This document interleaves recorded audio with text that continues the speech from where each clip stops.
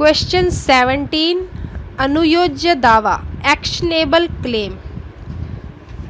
तो इसके वर्ड से समझे कि अनुयोज्य दावा क्या होता है। एक्शनेबल क्लेम मतलब कि कोई क्लेम, कोई दावा जो अनुयोज्य मतलब कि उसके लिए कोर्ट को लगता है कि रिलीफ दे सकते हैं। अनुयोज्य का मतलब ये होता है कोई भी व्यक्ति कोर्ट में तभी केस करेगा, कोई वाद करेगा जब उसको लगता है कि हाँ भी मुझे रिलीफ इसके लिए मिल सकता है। ठीक है, अगर किसी व्यक्ति को लगेगा कि मुझे केस करके मुझे तो इसमें कुछ मिलेगा ही नहीं, कोर्ट से कुछ भी फ़ायदा मतलब कोई रिलीफ नहीं मिल सकता कुछ, तो फिर वो क्यों केस करेगा। ठीक है, उसको आस तो होती है, उसको आस होगी कि हाँ भी इसमें मुझे रिलीफ मिल सकता है, तभी वो वाद करता है। ठीक है, तो ऐसा वाद जो होता है जिसमें अनुयोज्य रिलीफ मिल सकता है वो अनुयोज्य दावा। साधारण भाषा में अनुयोज्य दावा ये होता है। इसकी परिभाषा और देख लेते हैं। परिभाषा क्या कहते हैं कि इसमें एक तो ऋण होता है, कोई भी डेब्ट, ठीक है ना, कोई ऋण होता है, लेकिन वो ऋण में एक तो बंधक वाला ऋण शामिल नहीं होगा। ठीक है, बंधक मॉर्टगेज हमने पढ़ा है कि कोई इमूवेबल प्रॉपर्टी वो जो है रख देता है और उसके बदले उससे सिक्योरिटी के रूप में वो इमूवेबल प्रॉपर्टी रख देता है और उसके बदले में उससे पैसे उधार ले लेता है। ठीक है, दूसरा आ गया या फिर जंगम या फिर कोई गिरवी या आडमान भी होता है जो गिरवी की तरह ही होता है। ठीक है, गिरवी क्या होता है, गिरवी को इंग्लिश में प्लेज कहते हैं। गिरवी क्या होता है, चल संपत्ति। जैसे बंधक में अचल संपत्ति रखेंगे, गिरवी में हम कोई मूवेबल प्रॉपर्टी जो है गिरवी रख देते हैं। जैसे कि कई बार लोग जो है कुछ ज्वेलरी रख देते हैं, गहने रख देते हैं गोल्ड के, ठीक है, और उसके बदले पैसे ले लेते हैं। ठीक है, तो ये बंधक और गिरवी या आडमान वो एक ही चीज़ है। ठीक है ना, उससे भिन्न कोई ऋण है। ठीक है ना, मतलब वो वाला ऋण नहीं होना चाहिए जो हमने बंधक के बदले ले रखा है, उससे कोई अलग कोई उधार होना चाहिए। ठीक है, तो कोई और ऐसा ऋण हो या फिर क्या हो, कोई जंगम संपत्ति, कोई मूवेबल प्रॉपर्टी हो। ठीक है, और वो मूवेबल प्रॉपर्टी कैसी होनी चाहिए, चल संपत्ति कैसी होनी चाहिए, जो दावा जो केस कर रहा है व्यक्ति उसके लिए उसके कब्जे में नहीं होनी चाहिए, पोजेशन में नहीं होनी चाहिए। जैसे कि मानो वो व्यक्ति कोई बाइक के लिए केस कर रहा है, लेकिन वो बाइक उसके पास नहीं है, वो किसी और आदमी के पास है, उस आदमी ने ले ली, अब वो उस आदमी से लेने के लिए उसका केस कर रहा है। ठीक है, तो ऋण का लिए केस हो सकता है और जंगम संपत्ति के लिए केस हो सकता है, और दोनों में एक ही कंडीशन है कि ऋण जो है बंधक और गिरवी वाला ऋण नहीं होना चाहिए, और जो चल संपत्ति है वो उसके कब्जे में नहीं होनी चाहिए, और इसके लाभप्रद हित का किसी फ़ायदे के लिए वो केस करेगा। ठीक है ना, वही ऋण के लिए फ़ायदा, अपने ऋण लेने के लिए केस, ऋण के पैसे लेने के लिए तो उसको फ़ायदा होगा। ठीक है ना, या बाइक के लिए तो वो अपनी बाइक वापस लेगा तो उसको फ़ायदा होगा, तो उसके किसी लाभ के लिए वो केस करेगा, और वो जो दावा होगा उसको न्यायालय फिर जो वो केस करेगा तो न्यायालय भी उसको अनुतोष प्रदान करने का आधार मानता हो। न्यायालय को भी लगता हो कि हाँ भाई इस केस में इसकी जो बाइक हाँ हो सकती है, ये लग रहा है कि ये बाइक जो है इस व्यक्ति की है, तभी न्यायालय जो है केस को एक्सेप्ट करेगा। ठीक है ना, और कोर्ट को पहले ही लगेगा कि हाँ भाई ये तो पूरा फेक सा केस है, इसमें तो इस व्यक्ति को बाइक मिल ही नहीं सकती, आधार मानता ही नहीं है, तो फिर न्यायालय उस केस को जो है उस वाद को स्वीकार ही नहीं करेगा। ठीक है, तो फिर न्यायालय को वही लगेगा कि रिलीफ दे सकते हैं। ठीक है, तो फिर वो वाद को स्वीकार कर लेगा, तो ही वो अनुयोज्य दावा बन जाएगा। ठीक है, तो ये होता है अनुयोज्य दावा। क्वेश्चन 18 क्या कहता है, वर्षानुवर्षी या मासानुमासी पट्टा। ठीक है, अब हमने पट्टा अभी देखा था डेफिनेशन, उसमें क्या लिखा था, पट्टा कितने समय के लिए होता है, उसमें टाइम बता रखा था, पट्टा टाइम के लिए, किसी टाइम के लिए दिया जाता है। ठीक है, तो वो टाइम जो अभिव्यक्त हो सकता है, मतलब उन्होंने एक्सप्रेसली बता रखा हो कि मैं 1 साल के लिए दे रहा हूँ, 2 साल के लिए दे रहा हूँ, या फिर इम्प्लाइड हो सकता है, विवक्षित हो सकता है। विवक्षित कैसे हो सकता है कि उसने कह दिया कि हाँ भाई ये 1 फसल के लिए मैं तुम्हें अपनी ज़मीन जो है पट्टे पर देता हूँ। ठीक है, तो उसमें 1 फसल जब तैयार हो जाएगी, वो जितना भी टाइम होगा वो विवक्षित या फिर शाश्वत काल के लिए, अनलिमिटेड टाइम के लिए हो सकता है। ठीक है, तो वो तो उसमें टाइम उसमें था बता रखा था, भी उन्होंने डिसाइड कर लिया कि ये टाइम है। या फिर कई जगह होता है कि कोई एरिया है, उस एरिया में क्या हो, कोई कस्टम होती है, कोई प्रथा होती है कि हाँ भी इस एरिया में जब पट्टा दिया जाता है तो इतने ही समय के लिए दिया जाता है। ठीक है, किसी एरिया मान लो कि पट्टा 1 साल के लिए ही दिया जाता है, तो फिर वो मान लेंगे कि हाँ भी ये पट्टा जो दिया है वो 1 साल के लिए दिया है।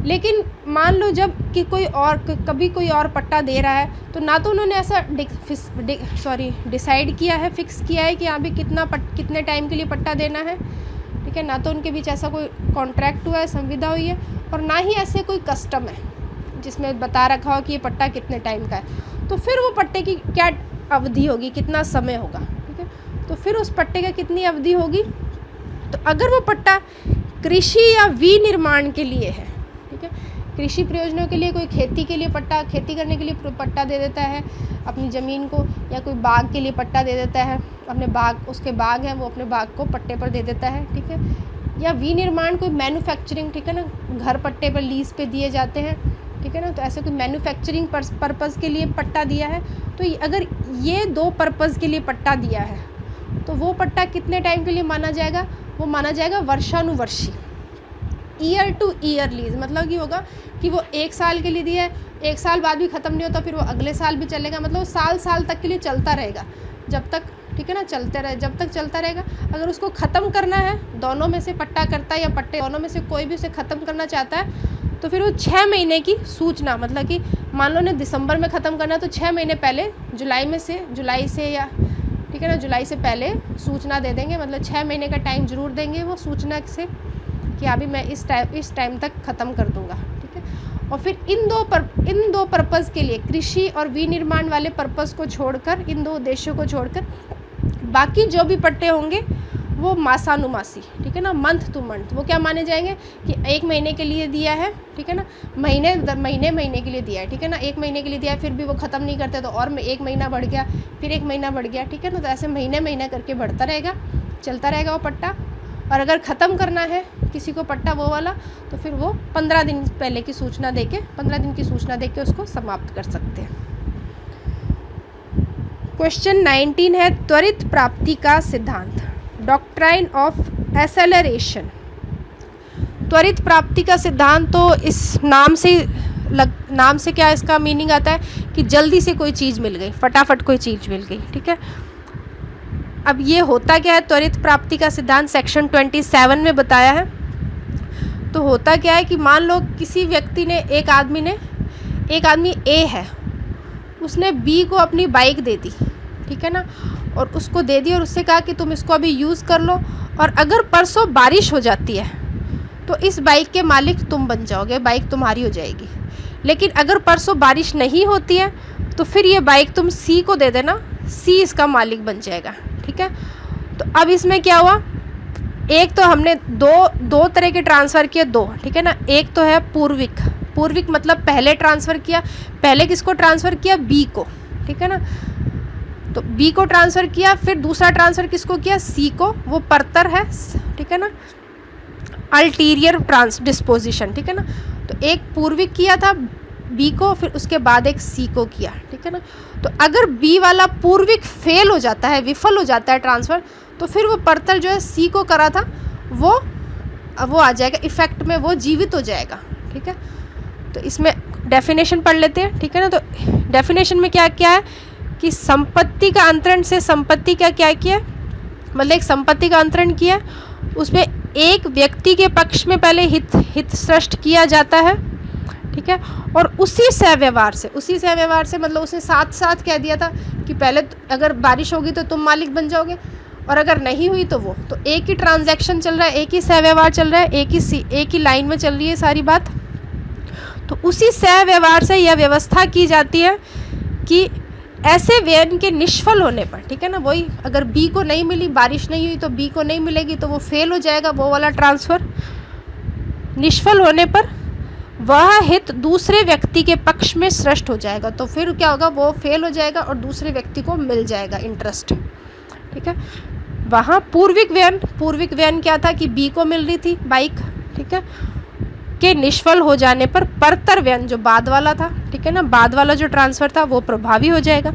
अब इसमें क्या एग्जाम्पल दे रखा है ये और पढ़ लेते हैं। इसमें एग्जाम्पल क्या दिया है कि क ने क्या कहा क ने ख को क्या कहा, इसमें थोड़ा मिस प्रिंट है, क ने ख को क्या किया, 500 रुपये दिए, ठीक है, और उससे क्या कहा क ने कि भाई जब मैं मर जाऊंगा तो मेरे मरने के बाद जो मेरी प्रॉपर्टी है उसको तुम 3 महीने के लिए पट्टे पर दे देना, ठीक है। अगर तुम पट्टे पर दे देते हो तो ये 500 रुपये तुम्हें मिल जाएंगे, लेकिन अगर तुमने नहीं दिया तो ये जो 500 रुपये है ये तुम सी को, ग को दे देना, ठीक है। लेकिन होता क्या है कि क के जीवन में ही ख मर जाता है, तो क कहता था मैं मरूंगा, लेकिन क से पहले ख ही मर गया, तो अब तो पट्टे पर नहीं दे सकता, ठीक है। तो अब जो उसको 500 रुपये दिए थे वो भी फेल हो गए, तो वो किसको मिल जाएंगे, सी को मिल जाएंगे। ये एग्जाम्पल ये कहता है। क्वेश्चन 20 क्या कहते हैं, भार की परिभाषा दीजिए। भार क्या होता है, भार जैसे एक तरह से क्या करना, किसी एक व्यक्ति ने दूसरे से उधार लिया और उसके बदले एक चीज़ जो है, एक इमूवेबल प्रॉपर्टी जो है उसके लिए सिक्योरिटी बन गई, ठीक है ना। लेकिन ये जो सिक्योरिटी बनी है ये बंधक की तरह नहीं बनी है, ठीक है ना। अब जैसे एग्जांपल ले लेते हैं, एग्जांपल कैसे लेते हैं कि एक आदमी ने क्या कहा कि मैं क्या करता हूँ, मेरे को गाड़ी, एक आदमी को घर की ज़रूरत है, वो किसी दूसरे शहर में आया रहने के लिए, वो कहता है कि मेरे पास घर नहीं है, तो वो दूसरा आदमी कहता है कि तुम मेरे घर में रह लो और मुझे गाड़ी की ज़रूरत है, मैं गाड़ी तुम्हारी ले जाता हूँ और जब तक मैं तुम्हारी गाड़ी नहीं लाता तुम मेरे घर का यूज़ कर सकते हो, ठीक है। तो ये उसको एक तरह से घर को चला गया, ठीक है ना। तो एक तरह से घर वो सिक्योरिटी बन गया, लेकिन उसने बंधक नहीं रखा घर, लेकिन वो उसने गाड़ी ली है तो उसके गाड़ी के बदले वो उसका घर जो है प्रतिभूति बन गया, ठीक है। या फिर क्या होता है कि कई बार एक आदमी ने दूसरे आदमी से पैसे लिए 10 लाख रुपए, ठीक है, तो फिर अब दूसरे आदमी ने पैसे दिए नहीं, वापस उसको किए नहीं, तो कोर्ट ने क्या कह दिया, कोर्ट ने कहा कि अगर ये जब तक तुम्हें 10 लाख रुपए नहीं देगा, ये घर जो है, ये घर तुम्हारा हो जाएगा, या फिर इसको कोर्ट जो है जब्त कर लेगा इस घर को, ठीक है। जब तक तुम्हें 10 लाख रुपए नहीं देता, ये घर से तुम, मतलब घर को कोर्ट रखेगा अपने पास, ठीक है, या फिर इस घर को तुम रखोगे जब तक ये 10 लाख रुपए तुम्हें नहीं देता, ठीक है। तो अब इसको डेफिनेशन पढ़ लेते हैं, ठीक है। तो डेफिनेशन में क्या लिखा है कि कोई स्थावर संपत्ति होनी चाहिए, सबसे पहले तो कोई अचल संपत्ति, ठीक है, और वो क्या हो गई है, प्रतिभूति बन गई है।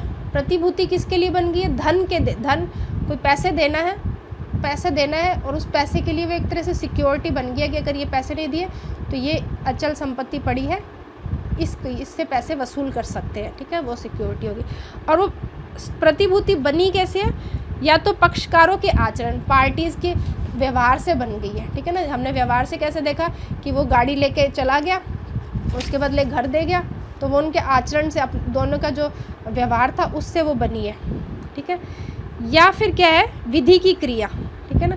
या जैसे कोर्ट ने बना दिया, कोर्ट ने कह दिया कि जब तक ये तुम्हें 10 लाख रुपए नहीं देगा इस घर से तुम रख सकते हो, ठीक है। तो फिर क्या हो गया, एक स्थावर संपत्ति जो है प्रतिभूति बन गई है धन देने के लिए, और कैसे बनी है, पक्षकारों के कार्य या विधि की क्रिया से बनी है, ठीक है। तो वह भार कहलाएगी। और वो जो ये पूरा ट्रांजैक्शन हुआ है ये बंधक नहीं होगा, ठीक है, ये ट्रांजैक्शन बंधक नहीं कहलाएगा, ठीक है, कि बंधक अलग हो जाता है, इसलिए भार ये अलग हो जाता है, ठीक है ना। बंधक में तो वो सीधा अपनी प्रॉपर्टी ला के देता है कि तुम इसे रखो, और अगर मैं तुम्हें नहीं दूंगा तो तुम इसको सेल कर सकते हो, इतने टाइम बाद अगर मैं तुम्हें पैसे नहीं दूँ तो वो बंधक होता है, ठीक है। तो बंधक भार नहीं होता, ठीक है। और भार कौन से सेक्शन ने बताया, सेक्शन 100 में बताया, चार्ज कहते हैं इंग्लिश में। क्वेश्चन 21, भार और बंधक में अंतर, ठीक है ना, difference between charge and mortgage, ठीक है। तो भार, इनमें अंतर क्या बताया कि भार में संपत्ति का हित अंतर नहीं होता, ठीक है, हित अंतर नहीं होता का क्या मतलब है कि वो बंधक में तो ऑलरेडी कह देता है कि ये प्रॉपर्टी है, और अगर मैं इतने दिनों बाद नहीं तुम्हें पैसे दूंगा, इस तारीख को नहीं दूंगा, तो तुम्हारे पास अधिकार होगा कि तुम इसको सेल करके अपने पैसे वसूल कर सकते हो, ठीक है। तो उसने उसको इंटरेस्ट भी दे दिया उस प्रॉपर्टी में।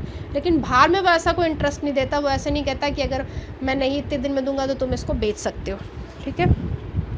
भार का सृजन कैसे होता है, पक्षकारों की क्रिया या विधि, पक्षकारों के व्यवहार या विधि की क्रिया से, और बंधक केवल पक्षकारों के कार्यों से ही बंधक का सृजन होता है, इसमें विधि की क्रिया से नहीं होता। भार में नोटिस की अहम भूमिका होती है, जब भार का प्रवर्तन कराना है, ठीक है। जैसे मानो हमने क्या एग्जाम्पल देखा था कि आदमी गाड़ी लेके चला गया और अपना घर दूसरे को दे दिया, ठीक है ना, उसके बदले कि तुम थोड़े दिन, जब तक मैं गाड़ी नहीं लेता तब तक तुम ये घर मेरा इस्तेमाल करो।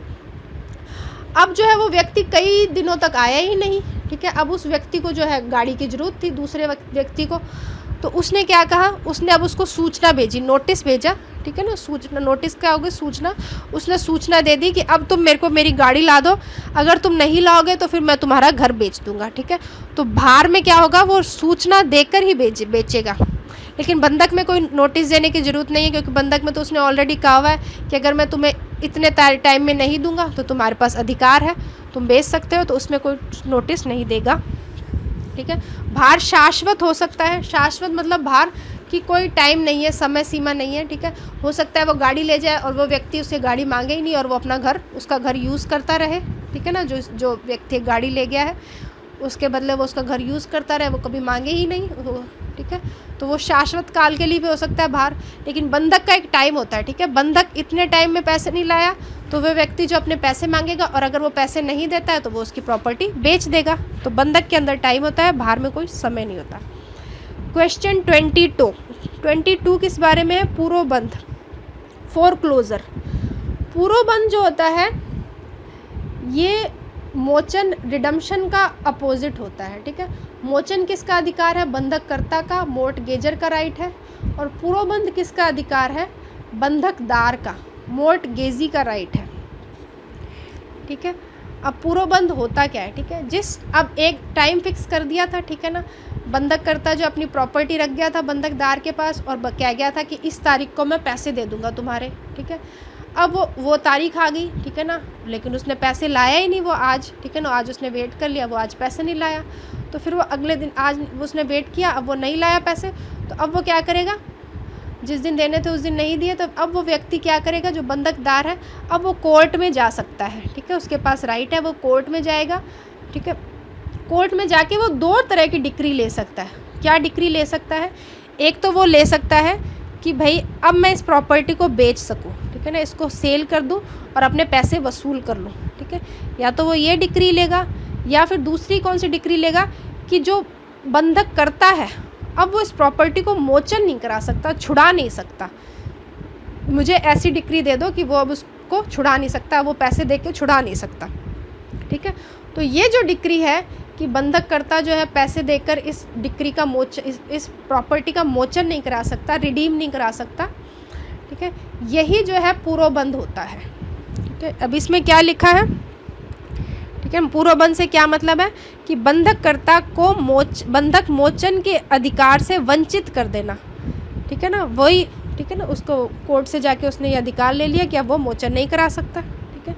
इसमें यही सारी बातें लिख रखी है कि बंधक धन शोध्य हो गया, वो देने का टाइम आ गया है, उसने संदाय नहीं किया, उसने दिया नहीं वो बंधक धन, ठीक है ना, निक्षेपित डिपॉजिट भी नहीं करवाया, कहीं पर जमा नहीं करवाया कहीं बैंक में वगैरह में, ठीक है।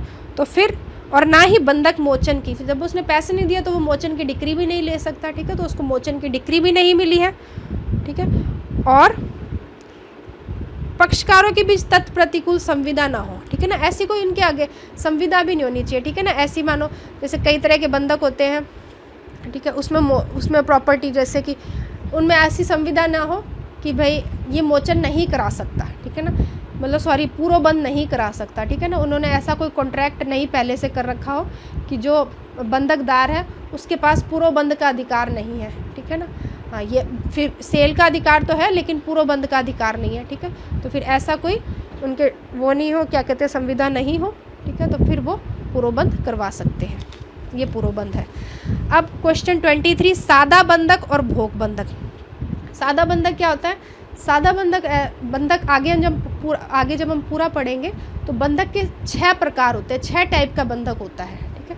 तो उसमें एक टाइप होता है सादा बंधक और एक होता है भोग, ठीक है ना। Simple mortgage, use of factory mortgage.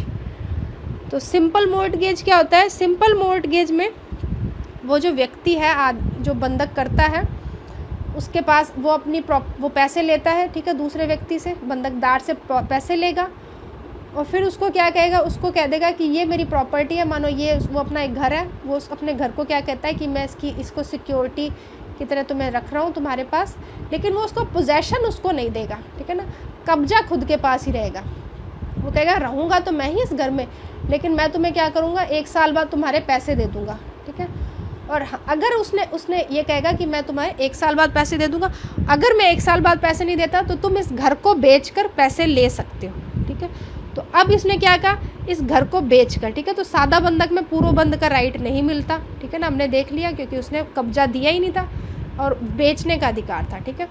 तो फिर ठीक है, उसने कब्जा, सादा बंधक में वो कब्जा नहीं देता और एक टाइम फिक्स कर लेता है और उससे कहता है कि इतने टाइम में मैं तुम्हें तुम्हारे पैसे दे दूंगा और अगर नहीं दूंगा तो तुम इसे सेल कर सकते हो। और दूसरी तरफ आता है यूज़ो फैक्ट्री, ठीक है ना, भोग बंधक। तो इसके नाम से स्पष्ट है कि भोग यूज़ करने का अधिकार दे देता है वो, ठीक है। उसने उससे पैसे लिए एक व्यक्ति ने दूसरे से और उसको उसका अपना घर दे दिया, ठीक है ना, और वो कहता है कि मैं मेरा घर है, ये इसको मैं किराए पे देता हूँ, इससे किराया वसूल करता हूँ, ठीक है। तो तुम भी इसको किराए पर दे दो और इससे किराया लेते रहो, ठीक है ना। मान लो उस आदमी ने उससे 1 लाख रुपए लिए उधार, ठीक है। तो वो कहता है कि तुम इस घर को ले लो और तुम इसको किराए पे दो, मैं इसको हर महीने 10,000 रुपये किराए पे देता हूँ, ठीक है। तो तुम भी हर महीने 10,000 रुपये किराए पे दो और तुम्हारे जब 1 लाख रुपए पूरे हो जाए, ठीक है ना, और जो भी ब्याज है वो पूरा हो जाए तो वापस इस घर को मुझे दे देना, ठीक है। तो इस तरह का वो एक तरह से वो अपनी जो प्रॉपर्टी है उसको यूज़ करने के लिए दे देता है और वो खुद को बाउंड नहीं करता कि मैं तुम्हें पैसे नहीं दूंगा, मेरी प्रॉपर्टी की कमाई से तुम पैसे वसूल कर लेना पूरे, और जब तुम्हारे पैसे पूरे हो जाएं तो वापस मुझे मेरी प्रॉपर्टी दे देना। ये होता है भोग बंधक। अब इन दोनों में डिफरेंस क्या है, ठीक है। तो सादा बंधक में वो कब्जा नहीं देता, ठीक है, भोग बंधक में वो कब्जा दे देता है, पोजेशन दे देता है उसको। सादा बंधक में वो अपने आप को बाउंड करता है पैसे देने के लिए, वो कहता है कि मैं तुम्हें 1 साल के इस तारीख के अंदर अंदर पैसे दे दूंगा। भोग बंधक में वो खुद को बाउंड नहीं करता, भोग बंधक में वो कहता है कि मेरी प्रॉपर्टी से इसकी जो भी कमाई है इससे तुम पैसे वसूल करो। भोग बंधक में संपत्ति को उपभोग करने का, उपयोग करने का, यूज़ करने का राइट, या फिर उससे कोई किराया आता है या कोई से लाभ प्राप्त होते हैं, ठीक है ना, वो उसको दूसरे व्यक्ति को ये सब प्राप्त करने का, बंधकदार को ये सब लेने का अधिकार होता है। सादा बंधक में क्योंकि उसके पास पोजेशन ही नहीं होता, कब्जा ही नहीं होता, तो वो सब अधिकार भी नहीं होते, ठीक है।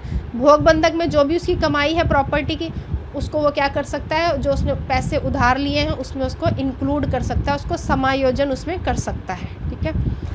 लेकिन सादा बंधक में ऐसा कुछ नहीं है, ठीक है। और सादा बंधक में जो है धन जब उसको पैसे देने की तारीख आ जाती है, ठीक है ना, उसके पैसे देने की जो उसने बताई थी कि 1 साल बाद मानो पैसे दे दूंगा, और 1 साल हो गया पूरा, उसने पैसे नहीं दिए, तो फिर जो बंधकदार है उसके पास क्या अधिकार होता है कि वो उस प्रॉपर्टी को बेचकर उससे अपने पैसे वसूल कर ले। लेकिन भोग बंधक में ऐसा कोई अधिकार नहीं होता कि वो प्रॉपर्टी बेचे, ठीक है। तो ये इसमें डिफरेंस है। क्वेश्चन 24 जो है, भोग बंधक और अंग्रेजी बंधक में क्या अंतर है, ठीक है। भोग बंधक हमने देख लिया क्या होता है, और इंग्लिश मॉर्टगेज, ठीक है ना। तो इंग्लिश मॉर्टगेज सादा बंधक की तरह ही होता है, बस फ़र्क इतना है कि सादा में कब्जा नहीं देते, इंग्लिश में कब्जा दे देता है, ठीक है। तो अंग्रेजी मॉर्टगेज कैसा होगा कि वो उसको अपनी प्रॉपर्टी दे देगा, उसका कब्जा भी दे देगा, ठीक है, लेकिन वो खुद को बाउंड कर देगा, कह देगा कि मैं तुम्हें 1 साल के अंदर अंदर, मानो टाइम फिक्स जो भी है, 1 साल के अंदर तुम्हें पैसे दे दूंगा, ठीक है, और अगर नहीं दूंगा तो तुम मेरी प्रॉपर्टी को बेचकर पैसे ले लेना, ठीक है ना। ये होता है इंग्लिश मॉर्टगेज, ठीक है। अब इसमें डिफरेंस क्या है, तो अंग्रेजी बंधक में बंधक करता क्या करता है, कब्जा दे देता है बंधकदार को, और इस शर्त के साथ देता है, इस कंडीशन के साथ देता है कि इस निश्चित तिथि को, कोई फिक्स डेट डिसाइड कर ली, उस तारीख को तुम्हें दे दूंगा प्रॉपर्टी पैसे, और अगर पैसे दे दिए तुम मुझे वापस कब्जा दे दूंगा, कब्जा दे देना, ठीक है ना। जबकि भोग बंधक में इस तरह की कोई वो कंडीशन नहीं होती, ठीक है ना। अंग्रेजी बंधक में एक डेट डिसाइड कर लेता है कि इस तारीख को तुम्हें पैसे दूंगा, भोग बंधक में ऐसे कोई डेट नहीं डिसाइड करता। फिर भोग बंधक में वही है कि लाभ और जो भाटक, जो भी कोई किराया आता है, कोई रेंट आता है प्रॉपर्टी का, उसका समायोजन उसको कहाँ इंक्लूड करता है, रेंट में, लेकिन अंग्रेजी बंधक में ऐसा कुछ नहीं है। क्वेश्चन 25 है, अति धारण क्या होता है, व्हाट इज होल्डिंग ओवर। अति धारण किसके अंदर आता है, पट्टे के अंदर आता है, ठीक है। अब मान लो किसी व्यक्ति ने दूसरे व्यक्ति को पट्टे पर कोई प्रॉपर्टी दी है, ठीक है। प्रॉपर्टी कितने टाइम के लिए दी है, 1 साल के लिए दे दी, ठीक है ना, पट्टे पर। अब 1 साल पूरा हो गया, ठीक है, उसके बाद भी जो पट्टे पर दी थी जिस व्यक्ति को पट्टेदार है, ठीक है ना, तो वो जो लेसी है वो उस पट्टे पर कब्जा बनाकर ही वो अभी भी उस प्रॉपर्टी को यूज़ कर रहा है, ठीक है ना। और उसने पट्टाकर्ता को, जो उसका मालिक था प्रॉपर्टी का, उसको उसने किराया दिया, तो उसने किराया भी ले लिया, ठीक है ना। एक टाइम पूरा ख़त्म हो गया जो पट्टे का था, उसके बाद भी वो भी उसको यूज़ कर रहा है और उसका मालिक भी उससे किराया ले रहा है, तो इसको क्या मान लेंगे? Holding over. होल्डिंग ओवर मतलब क्या कि भाई अब जो पट्टा है वो रीन्यू हो गया है, अब वो अगले साल के लिए भी रीन्यू मान लेंगे कि हाँ भाई उसने वापस से जो पट्टा चालू कर दिया है अगले साल के लिए, ये पट्टा जो है रीन्यू कर लिया है, इसको कहते हैं होल्डिंग ओवर या अतिधारण। ठीक है, इसमें लिखा क्या हुआ है कि अतिधारण का क्या मतलब है कि अवधि के पट्टे की अवधि समाप्त हो गई है, उसके बाद भी जो संपत्ति है पट्टे की उस पर कब्जा बनाए रखा है। ठीक है, और पट्टेदार जो कब्जा जो यूज़ कर रहा है, ठीक है ना, वो अपना कब्जा बनाए रखता है। और पट्टा करता क्या करता है, वो उससे कोई किराया देता है, उसको भाटक देता है, वो उसको स्वीकार कर लेता है, रेंट देता है, स्वीकार कर लेता है और उसको अनुमति दे देता है कि भी कब्जा बनाए रख। ठीक है, तो इसको क्या मान लेंगे कि पट्टा जो है नवीनकरण हो गया, इसका रीन्यू हो गया पट्टा। क्वेश्चन 26, विक्रय और विक्रय की संविदा, sale and agreement of sale. ये जो है ये आपका सेल्स ऑफ गुड्स एक्ट था, उसमें ये चली जाती है डेफिनेशन, क्योंकि ये उसी में से आई है। ठीक है, तो सेल क्या होता है? सेल में तो हम क्या कहते हैं कि हमने प्रॉपर्टी बेच दी, एक चीज़ थी उसको दूसरे को दे दी, उसके बदले जो भी उसने पैसे दिए वो हमने ले लिए, वो सेल हो गया। और एग्रीमेंट का क्या मतलब होता है कि अभी हमने एग्रीमेंट किया है कि हाँ भाई मैं ये प्रॉपर्टी तुम्हें इतने रुपये में बेचूंगा, अभी कोई सेल नहीं करी है, उससे पैसे नहीं लिए ना उसको प्रॉपर्टी दी है। ठीक है, ये एग्रीमेंट होता है। तो सेल में क्या होता है, विक्रय में क्या होता है कि संपत्ति का जो स्वत्व है, स्वत्व मतलब जो उसका हक है, राइट है, अधिकार है, वो ट्रांसफ़र हो जाता है बायर को, क्रेता को ट्रांसफ़र हो जाता है। लेकिन विक्रय में ऐसा कुछ, अभी तो विक्रय में तो जो विक्रय की संविदा है, सेल्स एग्रीमेंट है जो कॉन्ट्रैक्ट किया है, उसमें तो अभी तक कोई ट्रांसफ़र नहीं होता, क्योंकि अभी तो उसमें संविदा ही की है। ठीक है, विक्रय की संविदा निष्पाद्य होती है, एग्जीक्यूटरी मतलब अभी तो इसको करना है, अभी ये काम किया नहीं है, अभी तो हमने लिखा है कि हम ऐसे ऐसे करेंगे। ठीक है, तो ये भी करा नहीं है। और जबकि विक्रय जो होता है वो निष्पादित होता है, एग्जीक्यूट मतलब वो तो हम कर चुके हैं, उसको पैसे की संविदा भी होनी है। ठीक है, ये इनमें डिफरेंस है।